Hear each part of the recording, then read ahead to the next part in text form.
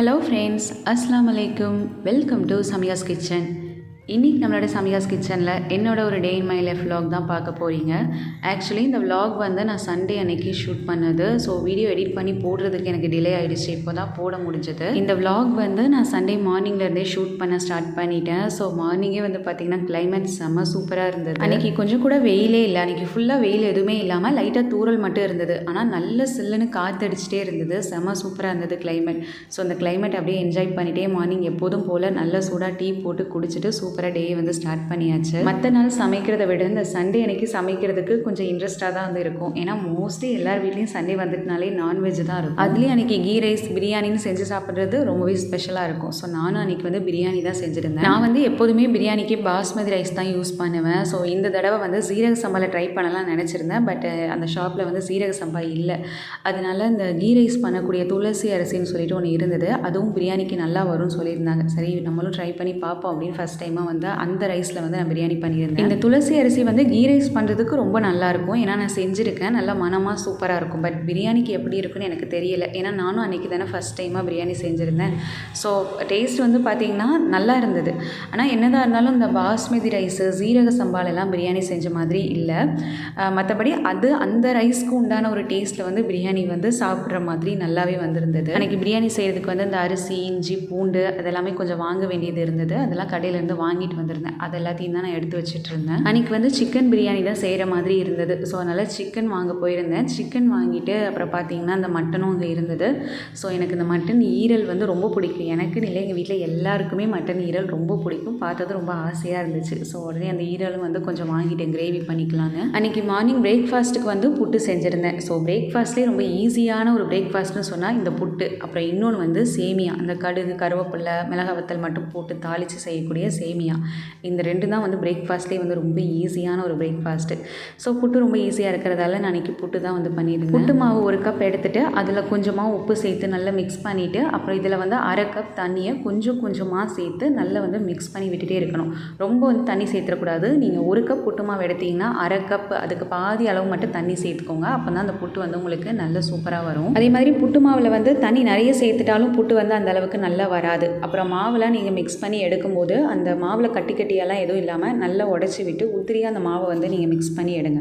அப்போ தான் புட்டு அவிக்கும் போது உங்களுக்கு புட்டு நல்லா வரும். புட்டுக்கு மாவுலாம் பிசைஞ்சு வச்சதுக்கப்புறமா புட்டை வந்து அவிக்கிறதுக்கு ஸ்டார்ட் பண்ணிட்டேன். நான் வந்து குக்கர் யூஸ் பண்ணி தான் புட்டு வந்து அவிக்க போகிறேன். குக்கரில் கொஞ்சம் தண்ணி வச்சுட்டு குக்கர் க்ளோஸ் பண்ணிவிட்டு ஸ்டவ் டாப்பில் வச்சிடலாம்.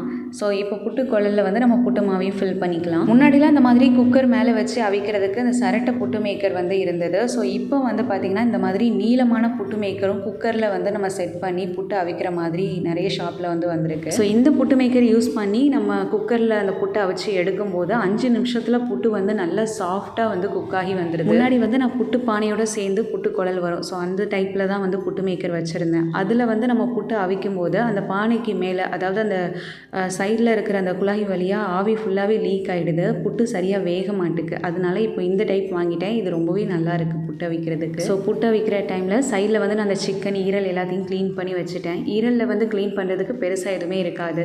ஒரு 5-6 தண்ணி விட்டு நல்லா அதை வாஷ் பண்ணி எடுத்து வச்சிட்டாலே போதும். நான் புட்டெல்லாம் வச்சு சாப்பிட்டதுக்கு அப்புறமா லஞ்சுக்கு வந்து இந்த ஈரல் கிரேவியை ஃபஸ்ட்டே செஞ்சு வச்சுட்டேன். ஏன்னா பிரியாணிக்கு வந்து நம்ம எல்லாமே கட் பண்ணி செய்கிறதுக்கு ரொம்ப டைம் ஆகும். ஸோ அதனால் அந்த பிரியாணிக்கு சைட் டிஷ்ஷான அந்த ஈரல், அதுக்கப்புறம் வெங்காய சம்பல், இது எல்லாத்தையுமே ஃபஸ்ட்டு செஞ்சு வச்சுட்டு அதுக்கப்புறமா தான் பிரியாணி செய்ய ஸ்டார்ட் பண்ணேன். ஸோ ஈரெல்லாம் க்ளீன் பண்ணி வச்சாச்சு. அனதர் சைட் புட்டும் வந்து நல்லா குக் ஆகிடுச்சு. புட்டை வந்து நான் எடுத்து ஹாட் பாக்ஸில் வச்சுட்டு மிச்சம் இருக்கக்கூடிய மாவுலையும் புட்டு எல்லாத்தையும் அவிச்சு எடுத்து வச்சுட்டேன். எப்போதுமே இந்த புட்டு குழல்லேருந்து புட்டை வெளியில் எடுக்கும்போது புட்டு வந்து ரெண்டாக உடஞ்சி தான் போகும். அன்றைக்கி என்னமோ அதிசயமாக புட்டு குழலில் புட்டு உடையாமல் அப்படியே முழுசாக வந்து எனக்கு வெளியில் வந்தது. ஸோ அதுவும் வீடியோ ஷூட் பண்ணுற அன்றைக்கி வந்து இந்த மாதிரி எடுக்க வந்தது வந்து எனக்கு ரொம்பவே பிடிச்சிருந்தது. அப்புறம் மிச்சம் இருக்கக்கூடிய மாவையும் புட்டு மேக்கரில் வச்சு அந்த புட்டையும் அவிய போட்டுட்டு அந்த டைமில் வந்து நான் அந்த ஈரல் கிரேவி செய்கிறதுக்கு வெங்காயம், தக்காளிலாம் கட் பண்ண வேண்டியது இருந்தது. ஸோ அது எல்லாத்தையுமே கட் பண்ணி எடுத்து வச்சுட்டேன். இந்த ஈரல் கிரேவி செய்கிறதுக்கு நான் 2 பெரிய வெங்காயம், 2 தக்காளி பழம் எடுத்திருந்தேன். நான் வந்து 300 கிராம் தான் ஈரல் வாங்கியிருந்தேன். அதனால் அதுக்கேற்ற மாதிரி வெங்காயம், தக்காளி வந்து எடுத்திருந்தேன். நம்ம 1/4 கிலோலேருந்து அரை கிலோ ஈரல் எடுத்தாலும் சரி 2 பல்லாரி வெங்காயம், 2 தக்காளி பழம் சேர்த்தாலே போதும். ரொம்ப பல்லாரியும் தக்காளியும் சேர்க்க வேணாம்.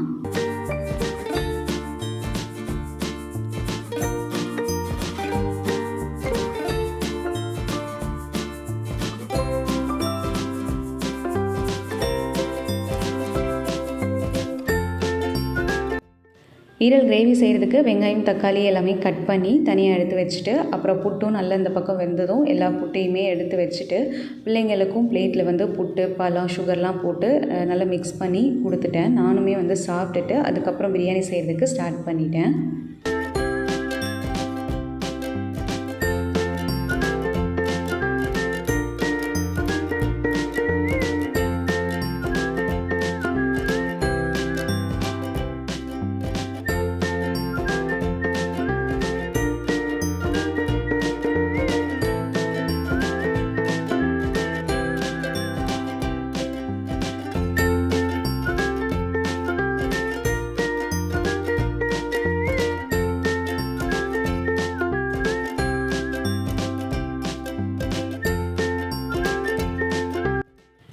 இப்போ வந்து நம்ம அந்த ஈரல் கிரேவி எப்படி செய்கிறதுன்னு பார்க்கலாம். ஒரு குக்கரில் 1/4 கப் எண்ணெய் சேர்த்துக்கோங்க. எண்ணெய் வந்து சூடானதும் இதில் நம்ம கட் பண்ணி வச்சுருக்கிற பெரிய வெங்காயம் சேர்த்துட்டு இந்த வெங்காயம் நல்ல ஒரு ப்ரௌன் கலர் வர வரைக்கும் வதக்கி விட்டுக்கலாம். வெங்காயம் வந்து கொஞ்சம் நல்ல ஒரு ப்ரௌன் கலர் வர வரைக்கும் வதக்கி விடுங்க. ஸோ அப்போ தான் அந்த கிரேவி வந்து உங்களுக்கு நல்ல டேஸ்ட்டாக இருக்கும். வெங்காயம் இந்த அளவுக்கு நல்லா வதங்கினதும் இப்போ இதில் 1 டேபிள் ஸ்பூன் இஞ்சி பூண்டு பேஸ்ட்டு சேர்த்துட்டு இந்த இஞ்சி பூண்டோட பச்சை வாசனை போகிற அளவுக்கு நல்லா வதக்கி விட்டுக்கலாம். இஞ்சி பூண்டோட பச்சை வாசனையெல்லாம் நல்லா போனதுக்கப்புறமா நம்ம கட் பண்ணி வச்சுருக்கிற தக்காளி பழம் சேர்த்துட்டு இந்த தக்காளி பழமும் கொஞ்சம் நல்லா ஸ்மாஷ் ஆகிற வரைக்கும் வதக்கி விட்டுக்கலாம். தக்காளி பழம் நல்லா வதங்கினதும் இதில் நம்ம க்ளீன் பண்ணி வச்சுருக்கிற ஈரல் சேர்த்து நல்ல ஒரு 2 நிமிஷம் மிக்ஸ் பண்ணி விட்டுக்கலாம்.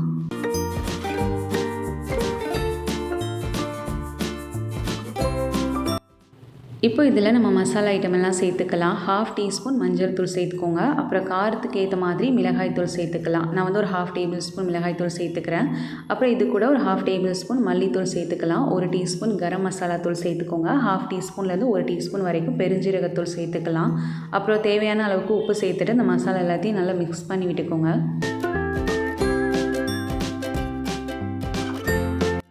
மசாலாலாம் சேர்த்து நல்லா மிக்ஸ் பண்ணி விட்டதுக்கப்புறமா இப்போ இந்த ஈரல் கிரேவிக்கு தேவையான அளவுக்கு தண்ணி சேர்த்துக்கலாம். தண்ணி சேர்த்து நல்லா மிக்ஸ் பண்ணி விட்டுட்டு அப்புறம் குக்கர் மூடி போட்டுட்டு இந்த ஈரலை வந்து ஒரு 6லேருந்து 7 விசில் ஸ்டவ் மீடியம் ஃப்ளேமில் வச்சு குக் பண்ணிக்கோங்க. அப்புறம் இதில் வந்து நம்ம மிளகு சீரகத்தூள் வந்து ஃபஸ்ட்டே போடக்கூடாது, ஃபைனலாக தான் போடணும். நான் எந்த கிரேவி செஞ்சாலுமே ஃபைனலாக தான் மிளகு சீரகத்தூள் வந்து சேர்ப்பேன். இப்போ ஒரு 6-7 விசில்லாம் வந்ததுக்கப்புறமா அந்த விசில் சத்தம் நல்லா போனதுக்கப்புறம் குக்கர் ஓப்பன் பண்ணி பார்க்கலாம். ஸோ பாருங்கள், கிரேவி வந்து நல்லா கலர்ஃபுல்லாக சூப்பராக வந்து அந்த ஈரெல்லாம் குக் ஆகி நல்லா வந்துருக்கு. இதில் நம்மளோட டேஸ்ட்டுக்கு ஏற்ற மாதிரி மிளகு சீரகத்தூள் சேர்த்துக்கலாம். உங்களோட காரத்துக்கு ஏற்ற மாதிரி மிளகு சீரகத்தூளும் சேர்த்துக்கோங்க. அப்புறம் கொஞ்சம் கொத்தமல்லி தழைலாம் சேர்த்து நல்லா அதை மிக்ஸ் பண்ணி விட்டுட்டு ஒரு 5 நிமிஷம் மீடியம் ஃப்ளேமில் அதை கொதிக்க விட்டு இறக்கிட்டிங்கன்னா நல்ல கார சாரமான சூப்பரான ஒரு ஈரல் மிளகு கறி ரெடி ஆயிடுச்சு. இதே மெத்தட்லேயே நீங்கள் வந்து மட்டன் கிரேவி, சிக்கன் கிரேவி, இறால் தொக்குலாம் வந்து செஞ்சு பாருங்கள், ரொம்ப சூப்பராக வரும். ஈரல் கிரேவிலாம் செஞ்சு தனியாக எடுத்து வச்சுட்டு அப்புறம் பிரியாணி செய்யறதுக்கு வெங்காயம் வந்து நல்லா தின்னாக ஸ்லைஸ் பண்ணி எடுத்துட்டேன். நான் அந்த ஸ்லைசர் யூஸ் பண்ணி வந்து ஸ்லைஸ் பண்ணிக்கிட்டேன். வெங்காயம் கொஞ்சமாக இருக்குன்னு சொல்லிட்டு தான் அந்த ஸ்லைசர்லேயே வந்து ஸ்லைஸ் பண்ணி எடுத்துட்டேன். ஆனால் பார்த்தீங்கன்னா வெங்காயத்தை சீவ போய்கிட்டே இருந்தது. இதுக்கு ஃபுட் ப்ராசஸர்லேயே போட்டு ஸ்லைஸ் பண்ணியிருக்கலாமோன்னு தான் தோணுச்சு. பிரியாணிக்கு வந்து எப்போதுமே வெங்காயம் நல்லா தின்னாக ஸ்லைஸ் பண்ணுங்கள். அப்போ தான் வெங்காயம் வந்து உங்களுக்கு சீக்கிரமாக குக் ஆகிடும். அதே மாதிரி நல்ல ஈவனாகவும் குக் ஆகி வரும். எப்போதுமே பிரியாணிக்கு வந்து வெங்காயம் வதக்கிறதுக்கு தான் அதிகமாக டைம் எடுத்துக்கும். ஸோ அந்த மாதிரி தின்னா நம்ம ஸ்லைஸ் பண்ணி எடுத்துட்டோம்னா சீக்கிரமாக வந்து அந்த வெங்காயத்தை வதக்கி எடுத்துடலாம். வெங்காயம் இந்த மாதிரி தின்னா ஸ்லைஸ் பண்ணி எடுத்து வச்சாச்சு. நான் இன்றைக்கி 3/4 கிலோ அளவில் தான் சிக்கன் பிரியாணி செய்ய போகிறேன். 3/4 கிலோ பிரியாணிக்கு வந்து இஞ்சி பூண்டு பேஸ்ட்டு பார்த்திங்கன்னா 75 கிராம் இஞ்சி, 55 கிராம் பூண்டு, இந்த ரெண்டையும் இந்த மாதிரி பேஸ்ட்டாக அரைச்சி எடுத்து வச்சுருக்கிறேன். பல்லாரி வெங்காயம் வந்து 400 கிராம் எடுத்திருக்கேன். அப்புறம் தக்காளி பழம் 300 கிராம் எடுத்துக்கோங்க. ஒரு 5 பச்சை மிளகாய் எடுத்துக்கலாம். அப்புறம் 75 கிராம் நெய் எடுத்துக்கோங்க.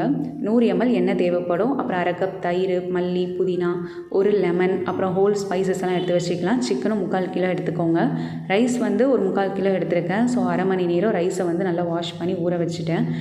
எப்போதுமே ரைஸை வந்து பிரியாணி செய்யும்போது ஒரு 1/2 மணி நேரம் ஊற வச்சுடுங்க. அப்போ தான் ரைஸ் வந்து உங்களுக்கு நல்ல சீக்கிரமாக வேகும். இதே இது பாஸ்மதி ரைஸாக இருந்தால் உங்களுக்கு நல்ல லென்த்தாகவும் இருக்கும் பார்க்குறதுக்கு. இப்போ பிரியாணி செய்கிறதுக்கு பிரியாணி பேன் சூடு பண்ணிவிட்டு பேன் சூடானதும் இதில் வந்து நம்ம நெய், எண்ணெய்லாம் சேர்த்து சூடு பண்ணிக்கலாம். எண்ணெய், நெய் ரெண்டுமே நல்லா சூடானதும் ஹோல் ஸ்பைசஸ் எல்லாம் சேர்த்துக்கோங்க. 2 பீஸ் பட்டை, 7 கிராம்பு, 7 ஏலக்காய், அப்புறம் ஒரு நட்சத்திர சோம்பு, அன்னாசிப்பூன்னு சொல்லுவாங்க, அப்புறம் ஒரு ஜாதி பத்திரி, கொஞ்சமாக வந்து கல்பாசி சேர்த்துக்கலாம். கல்பாசி பிரியாணிக்கு நல்ல ஒரு ஃப்ளேவர் கொடுக்கும். ஸோ கொஞ்சமாக வந்து சேர்த்துக்கோங்க.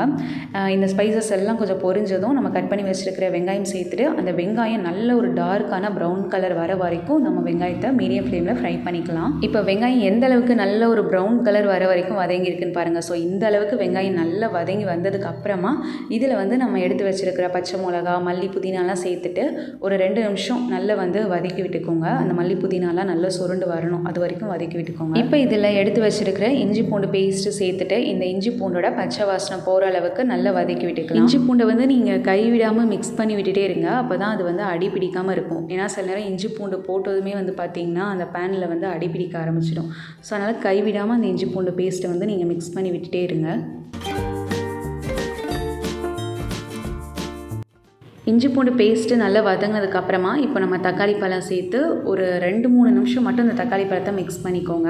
நான் எப்போதுமே இந்த மட்டன் சிக்கன் பிரியாணி செய்யும்போது அந்த சிக்கன் மட்டன்லாம் போட்டதுக்கு அப்புறமா தான் தக்காளி பழம் சேர்த்து வதக்கி விடுவேன். ஸோ இப்போ வந்து ஒரு 2 நிமிஷம் மட்டும் வதக்கி விட்டுட்டு அப்புறம் சிக்கன் சேர்த்துக்கிடலான்னு சொல்லிவிட்டு தக்காளி பழத்தை ஒரு 2 நிமிஷம் வதக்கிட்டு அதுக்கப்புறம் நான் சிக்கன் சேர்த்து நல்லா வந்து மிக்ஸ் பண்ணி விட்டுட்டேன். ஸோ அந்த சிக்கன் வந்து கொஞ்சம் கலர் சேஞ்ச் ஆகி வர வரைக்கும் நம்ம மிக்ஸ் பண்ணி விட்டுக்கலாம். அதே மாதிரி பிரியாணிக்கு வந்து தக்காளி நம்ம ரொம்ப நேரம் வதக்கக்கூடாது. தக்காளி நல்லா வதக்கி விட்டுட்டு அந்த பிரியாணியில் வந்து தக்காளியோட ஃப்ளேவர் தான் அதிகமாக இருக்கிற மாதிரி இருக்கும். ஸோ அதனால் தக்காளியை வந்து கொஞ்சமாக நீங்கள் வதக்கி விட்டாலே போதும். இப்போ இதில் மசாலா ஐட்டமெல்லாம் சேர்த்துக்கலாம். 1/2 டீஸ்பூன் மஞ்சள் தூள் சேர்த்துக்கோங்க. 1 டேபிள் ஸ்பூன் மிளகாய் தூள் சேர்த்துக்கலாம். அப்படி இல்லைனா காரத்துக்கு ஏற்ற மாதிரி மிளகாய் தூள் சேர்த்துக்கோங்க. 1/2 டேபிள் ஸ்பூன் பட்டை, கிராம்பு, ஏலக்காய் தூள் சேர்த்துக்கலாம். இந்த மசாலா தான் வந்து நான் பிரியாணிக்கு சேர்ப்பேன். இந்த பட்டை, கிராம்பு, ஏலக்காய் மட்டும் அரைச்சி, வேறு எதுவும் இதில் வந்து நான் ஆட் பண்ண மாட்டேன். அப்புறம் பிரியாணிக்கு தேவையான அளவுக்கு உப்பு சேர்த்துக்கலாம். கொஞ்சமாக ஒரு 1/2 டேபிள் ஸ்பூன் மல்லித்தூள் சேர்த்துக்கோங்க. மல்லித்தூள் வந்து கொஞ்சமாக சேர்த்திங்கன்னா அந்த பிரியாணிக்கு வந்து நல்ல ஒரு டேஸ்ட் இருக்கும். உங்களுக்கு விருப்பம் இருந்தால் சேர்த்துக்கோங்க, இல்லைனா நீங்கள் ஸ்கிப் பண்ணிவிடுங்க. இப்போ இந்த மசாலா எல்லாத்தையும் நல்லா வந்து மிக்ஸ் பண்ணி விட்டுக்கலாம். முன்னாடி வந்து மல்லித்தூள்லாம் நான் பிரியாணியில் சேர்க்க மாட்டேன். ஸோ இப்போ வந்து கொஞ்சமாக வந்து இந்த மாதிரி சேர்த்துக்கிறேன். ரொம்ப சேர்க்கக்கூடாது, கொஞ்சமாக ஒரு 1/2 டேபிள் ஸ்பூன் மட்டும் சேர்த்துக்கிட்டோம்னா அந்த பிரியாணி வந்து நல்லா இருக்குது. இப்போ இதை மூடி போட்டுட்டு ஒரு 5 நிமிஷம் குக் பண்ணிக்கலாம். அந்த எண்ணெய் பிரிஞ்சு வரணும் அந்த மசாலாவில் இருந்து. அதே மாதிரி அப்பப்போ நீங்கள் வந்து இதை கிளறி விட்டுக்கோங்க, அப்போ தான் உங்களுக்கு அடி பிடிக்காமல் இருக்கும்.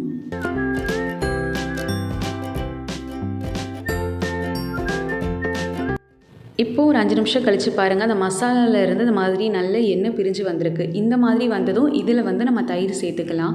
தயிர் சேர்த்து இதை நல்லா மிக்ஸ் பண்ணி விட்டுட்டு மறுபடியும் மூடி போட்டு ஒரு 5லேருந்து 6 நிமிஷத்துக்கு ஸ்டவ் மீடியம் ஃப்ளேமில் வச்சு குக் பண்ணிக்கோங்க.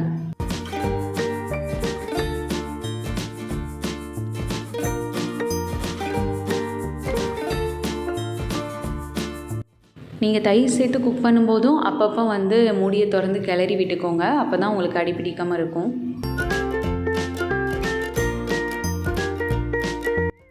இப்போ தயிர் மசாலாவோடு சேர்ந்து நல்லா மிக்ஸ் ஆகி இந்த மாதிரி ஒரு கிரேவி ஃபார்ம் ஆகி வந்திருக்கு. இந்த மாதிரி வந்ததும் இப்போ இதில் வந்து நம்ம பிரியாணி குக் பண்ணுறதுக்கு தேவையான அளவுக்கு தண்ணி சேர்த்துக்கலாம். பாஸ்மதி ரைஸாக இருந்தால் 1 கப் ரைஸ்க்கு 1.5 கப் தண்ணி சேர்த்துக்கோங்க. நான் வந்து துளசி ரைஸில் செய்கிறதால 1 கப் ரைஸ்க்கு 1.25 கப் தண்ணி சேர்த்துருக்கேன். இதே இது இந்த ரைஸ் யூஸ் பண்ணி நான் கீ ரைஸ் செய்கிறதா இருந்தால் 1 கப் ரைஸ்க்கு 2 கப் தண்ணி சேர்த்துருப்பேன். இந்த பிரியாணி அப்படிங்கிறதால சிக்கனில் இருந்தும் தண்ணி விடும், தயிர்லாம் சேர்த்துருக்கோம். அதனால நான் 1 கப் ரைஸ்க்கு 1.25 கப் தண்ணி சேர்த்துருக்கேன். இப்போ இதை மூடி வச்சுட்டு தண்ணி ஒரு கொதி வர வரைக்கும் வெயிட் பண்ணிக்கலாம். தண்ணி ஒரு கொதி வந்ததுக்கப்புறமா இதில் நம்ம ஊற வச்சுருந்த ரைஸை தண்ணிலாம் வடிகட்டிட்டு சேர்த்துக்கலாம். ரைஸ் சேர்த்துட்டு இதை நல்லா மிக்ஸ் பண்ணி விட்டுட்டு இதை மூடி போட்டு ஒரு 15 நிமிஷம் ஸ்டவ் மீடியம் ஃப்ளேமில் வச்சு குக் பண்ணிக்கலாம். 15 நிமிஷம் கழித்து பார்த்தீங்கன்னா அந்த ரைஸ் தண்ணி ரெண்டோட லெவலுமே நல்ல ஈவனாக வந்திருக்கும். இந்த மாதிரி கொஞ்சம் ஈவனாக வந்ததும் இதை வந்து நல்லா நம்ம மிக்ஸ் பண்ணி விட்டுட்டு இப்போ ஒரு 5 மினிட்ஸ் வந்து லோ ஃப்ளேமில் இதை குக் பண்ணிக்கலாம். அப்போ பார்த்தீங்கன்னா இதில் இருக்கிற தண்ணி இன்னுமே நல்லா ரெடியூஸ் ஆகிடும். இப்போது ஒரு 5 மினிட்ஸ்க்கு அப்புறமா அந்த ரைஸில் வந்து தண்ணி எதுவுமே இல்லை, ரைஸ் தண்ணி எல்லாத்தையுமே நல்லா அப்சர்வ் பண்ணிடுச்சு.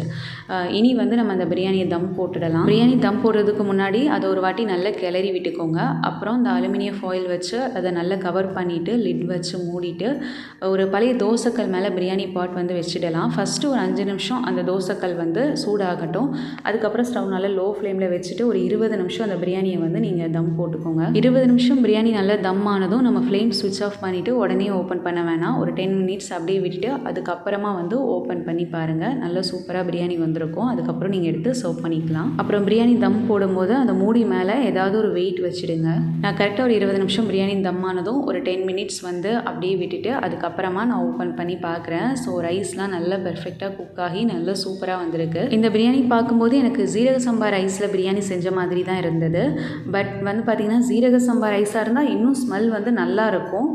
அதே மாதிரி பாஸ்மதி ரைஸுமே அதுக்கான ஒரு ஃப்ளேவரில் அதுவுமே சூப்பராக இருக்கும். அந்த ரெண்டையும் கம்பேர் பண்ணும்போது இது வந்து பார்த்திங்கன்னா கொஞ்சம் இந்த ரைஸில் பண்ணுறது வந்து கொஞ்சம் டேஸ்ட் வந்து லைட்டாக எனக்கு கம்மியாக இருக்கிற மாதிரி தான் இருந்தது. பட் ஓகே, நல்லா சாப்பிட்றதுக்கு நல்லாவே இருந்தது. அப்புறம் மதியம் லஞ்சுக்கு வந்து நல்ல சூப்பராக ஒரு சிக்கன் பிரியாணி செஞ்சு வச்சாச்சு. சிக்கன் பிரியாணி, நல்ல ஸ்பைசியான ஈரல் கிரேவி, சம்பல் எல்லாமே இருக்குது. இதை வச்சு நீ வந்து சாப்பிட வேண்டியது தான். அப்புறம் இந்த ஈரல் கிரேவி வந்து என்னோடய ஃபேவரட் வேறு. நல்ல ஸ்பைஸியாக சூப்பராக வந்திருந்தது. பிரியாணியோடு சேர்த்து வச்சு சாப்பிடும்போது செம சூப்பராக இருந்தது. ஸோ அவ்வளோதான் ஃப்ரெண்ட்ஸ், இதோட இந்த விலாக் முடியுது. இன்றைக்கான விலாக் எப்படி இருந்துச்சு அப்படிங்கிறத மறக்காமல் கமெண்ட்ஸில் சொல்லுங்கள். இந்த விலாக் உங்களுக்கு பிடிச்சிருந்துச்சுன்னா இந்த வீடியோவுக்கு வந்து ஒரு லைக் போட்டுடுங்க. அண்ட் இது வரைக்கும் யாரெல்லாம் நம்மளோட சமிகாஸ் கிச்சன் சேனலை சப்ஸ்கிரைப் பண்ணலையோ அவங்க எல்லாருமே மறக்காமல் சப்ஸ்கிரைப் பண்ணிக்கோங்க. அதே மாதிரி எப்போதுமே உங்களோட சப்போர்ட்டை வந்து எனக்கு கொடுங்க. ஸோ இதே மாதிரி இன்னொரு விலாக் இல்லைன்னா இன்னொரு ரெசிபியில் நெக்ஸ்ட்டு நம்ம மீட் பண்ணலாம். அது வரைக்கும் ஸ்டே கனெக்டட். தேங்க்ஸ் ஃபார் வாட்சிங். பை.